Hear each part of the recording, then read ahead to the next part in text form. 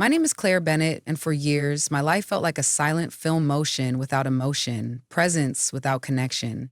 We lived just outside Portland in a house with perfect symmetry, neat hedges, an espresso machine that never breaks, and routines that never change. Each morning, Michael, my husband, rushes through the kitchen in his tailored suit, checking emails on his phone with one hand and sipping coffee with the other. He kisses my cheek on autopilot, a gesture performed, not felt. Michael is a good man, dependable, loyal, generous in the way that shows up in mortgage payments and oil changes. But somewhere along the years, he became less of a partner and more of a presence. We spoke, of course, about the dishwasher leaking or the neighbor's new car, but never about us. We slept in the same bed, but we lived in different worlds. I used to think this was just marriage, that this was what it meant to be in a long-term relationship. You trade passion for peace, intimacy for comfort. I convinced myself that I was lucky, but beneath all that gratitude was a quiet ache, a longing to be seen, to be felt. And then came Scout. Scout was supposed to be a protector. We got him after Michael's office was broken into, some impulse decision born out of fear, a boxer, strong and alert, bred for guarding. But Scout wasn't fierce. He was calm, watchful, almost meditative. He didn't bark unless necessary. He didn't whine. He was simply there. In the beginning, he gravitated toward Michael. They'd play fetch in the yard, and Scout would wait eagerly by the door for him every evening. I didn't mind. He was just a dog, another presence in the house. Another creature I cooked for, cleaned up after, and talked to more than I realized. But that autumn, something changed. It was an ordinary morning, the kind that bleeds into all the others. Michael had already left, the coffee had gone cold, and I was standing in the kitchen, staring out at the yellow leaves fluttering across our lawn. Scout sat at the doorway, still as a statue, watching me. Our eyes met. He didn't wag his tail. He didn't blink. He just looked at me, as if trying to understand something I hadn't yet admitted to myself. And then, without sound or signal, he walked over and pressed his head against my thigh. I froze. Not because I was startled, but because something about that gesture shattered something inside me. Or maybe it pieced something back together. I didn't pet him right away. I didn't say a word. I just stood there, feeling the weight of his presence, the warmth of it.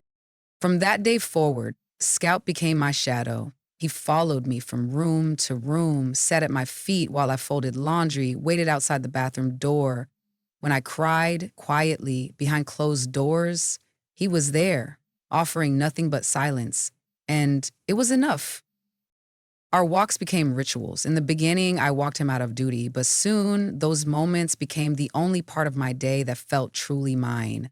No phone, no expectations, just the rhythm of our steps, the wind in the trees, and the knowledge that someone, something was walking beside me, not ahead or behind, but with me.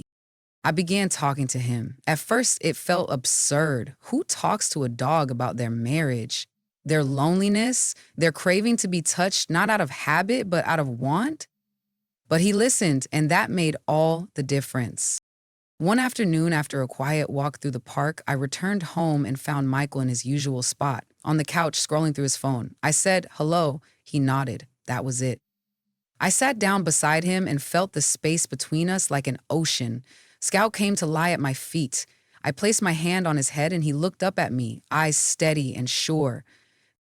That night I cried into Scout's fur.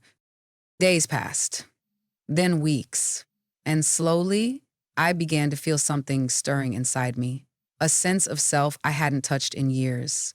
I picked up old books I used to love. I began cooking for the joy of it, not because it was expected. I joined a local writing group. All the while, Scout stayed close, never demanding, just there. One evening, over dinner, Michael looked up and asked, "Why do you spend so much time with the dog lately?" I wanted to laugh or scream or say, "Because he sees me." But instead, I said, "Because it makes me feel less alone." His face stiffened. "Claire, he's just a dog." "No, I thought he's not. He's the only one who noticed I was disappearing." That night, I told Michael the truth. about how empty I'd felt, about the way our marriage had become a series of polite exchanges, about how Scout helped me see what I was missing. It wasn't an easy conversation. He got defensive. He asked if I was blaming him. I wasn't, not entirely.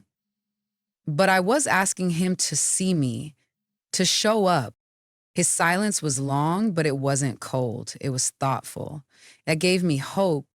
Since then, we've had more talks, real ones. Not every day, not perfectly, but enough. And every night, Scout still waits by my side of the bed. He's more than a pet, he's a mirror, a guide, a witness to the parts of myself I had forgotten. In loving him, I remembered how to love myself. I don't know what the future holds for my marriage, but I know this. I am no longer waiting to be chosen. I am no longer disappearing. Because somewhere along those leaf-strewn trails and coffee-stained mornings, I found my way back to me. One weekend, Michael offered to come along for our walk. It surprised me. He hadn't joined me in months, maybe years. We walked the trail slowly, awkwardly at first. Scout stayed between us, silent, watching. At one point, I told Michael about a book I was reading, not a summary, but how it made me feel. He listened, he asked questions, and I felt something, not a spark, not yet, but a soft pulse. A heartbeat between us we hadn't felt in a long time. Later that evening, Michael brought me tea, not because I asked, just because. We're not perfect, we're not fixed, but maybe we're trying. Scout still waits by the door when I leave. He still curls up beside me when I read. But now, sometimes, Michael sits too. We laugh a little more, we talk a little deeper. And when I feel the urge to disappear, I remind myself, I have the power not to. Healing, I've learned, isn't loud. It's not always dramatic. Sometimes it's the quiet decision to lace up your shoes and walk the same path one more time. Sometimes it's choosing to speak, even when your voice trembles. Sometimes it's petting the dog who stayed when everyone else was too busy to notice. A Scout gave me that. And every day I give myself permission to keep going, to keep choosing me. To anyone who's felt invisible, I see you. And maybe, just maybe, your Scout is waiting too. It wasn't always like this. Michael and I met during college. He was confident and ambitious with this quiet intensity that made people lean in when he spoke. I was softer, more reserved. We balanced each other. Or so I thought. We got married a few years later. It was beautiful and simple, white roses, laughter, a dance that ended with both of us barefoot. For a while, we were happy, genuinely happy. We traveled, we had slow Sundays with pancakes and newspapers and jazz playing in the background. I remember thinking, this is it. This is what real love looks like. But love, I've learned, requires tending, and somewhere along the way, we stopped watering the roots. The decline wasn't a dramatic fall, it was gradual. 1,000 tiny moments where we chose convenience over connection, where we stayed quiet instead of risking discomfort, where phones and schedules and responsibilities filled the gaps we once filled with each other. I had dreams once, tiny ones, to write a memoir, to learn Italian, to volunteer at an animal shelter. But each time I voiced them, Michael would nod absentmindedly and return to his screen. So I stopped mentioning them. Eventually, I stopped dreaming them altogether. Until Scout. Until the day he pressed his head to my leg and reminded me, without a single word, that I still existed. One rainy afternoon, I found myself in a cafe near the park, scribbling thoughts in a notebook while Scout waited beneath the table. I didn't recognize my own handwriting. It had been that long. But the words came, slowly, then all at once. I wrote about stillness, about emptiness, about a dog who filled a silence I didn't realize had been screaming inside me. When I got home that day, I left the notebook on the counter. Michael found it. He didn't say anything right away, but later that night, he asked if I would read him what I wrote. So I did. And when I finished, the room was quiet. "You feel all that?" he asked. "Every day," I said. He nodded. I had no idea. Maybe that was the problem. Maybe neither of us had truly seen the other for a very long time. And so we began again, not with declarations or grand gestures, but with questions, with morning walks, with eye contact held a little longer, touches that lingered, and with Scout, always Scout, at the center.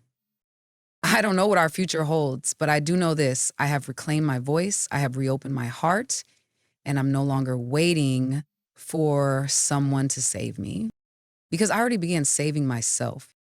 And it all started with a dog who simply showed up and stayed.